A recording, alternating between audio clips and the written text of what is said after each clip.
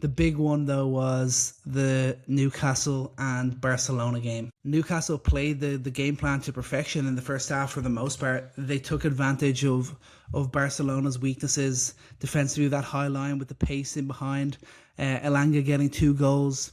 And they were looking great. They were going toe to toe with Barcelona in the Nou Camp, and it looked like you were like watching this whole game, this first half, and you're like, wow, Newcastle, they really are a different team in the Champions League. They're really up for this game. And then right at the death of the first half, Kieran Trippier gives away a penalty because he fell asleep at the back post and lost position on Rafinha. Gives away that penalty, and instead of going in 2-2 at halftime, they're going in 3-2 down. And then the second half starts, and it just goes to hell from there.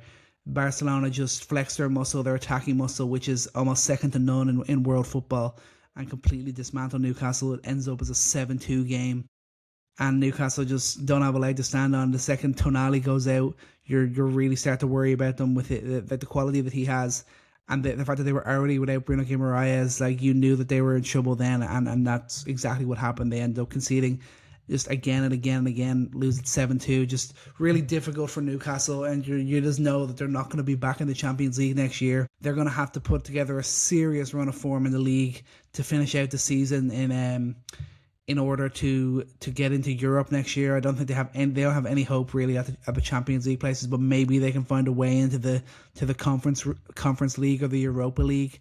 But just watching these Newcastle games, and there's just too many holes still in this team, and I'm just like starting to wonder, are they gonna fall away? Are they ever gonna be able to truly break through? It's such a hard thing to do, and it's starting to look like maybe they won't be able to achieve it. It all began last summer when they lost Alexander Isak, one of their maybe 3 world-class players. He wanted out because he wanted more money, and they hadn't fulfilled all the promises that they made to him when they signed him. And they lose him, and they don't really find a replacement in any real way, shape, or form. Volta made a hit and miss. Maybe he could turn into something. Vissa has injury issues, not really found any real form. And I was listening to this conversation on the Athletic Football podcast the other day, and they were talking about how Newcastle have been looking to sign a centre back for the last 2 or 3 years, and they haven't found them. And I know they got Martin Thiaw, and Thiaw's been good, but they don't have that elite centre-back calling the line, that guy who's there playing every game and dominating. They do not have that. Dan Burn, obviously, he's a great guy to have in your squad, but if he's a guy you're relying on to play in every game, that's a problem. Thiaw is good, but he's still young. He still makes mistakes. They do not have that elite leader centre-back. Like, you look at like a Gabriel or a Van Dijk, or even like a Ruben Diaz. I know City and Liverpool's defensive records hasn't been great, but they have those kind of leading light players that call and control the back line. Newcastle just do not have that. And Trippier, I mean, they had to find a way to replace him because he used to get by for his weak defensive abilities because he was such a great attacking player, could put in a great cross, his great passing ability. But now he's becoming more ineffective on the ball, and his defending ability, he's always been a weak defender, just like a Kyle Walker. And like with Walker, when he started to lose his pace a bit, then he was completely done. And it's the same way with Trippier. When he's not able to get up and down the pitch the same way, when he's not able to get on the ball and affect the game in an attacking sense, there's not a whole point of having him as your starting fullback. And of course, we talked about their midfield.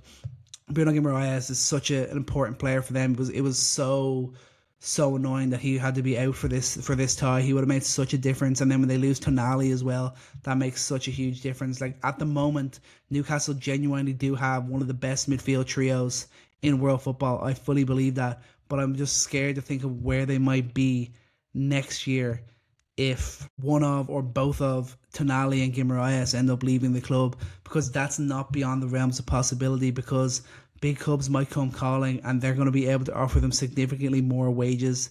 And that's what the big ticket is at the end of the day. Newcastle have to find a way to battle through the PSR, have to find a way to get better sponsorships, to get into the Champions League consistently, so they can up the payments they make in terms of wages. And until they're able to do that, they're never going to truly be able to compete. And they're world-class players, if they're able to keep on finding them, are going to keep on walking out the door. And that's really disappointing. I hope Newcastle can find a way, but this is a bit of an eye-opener for them and their future.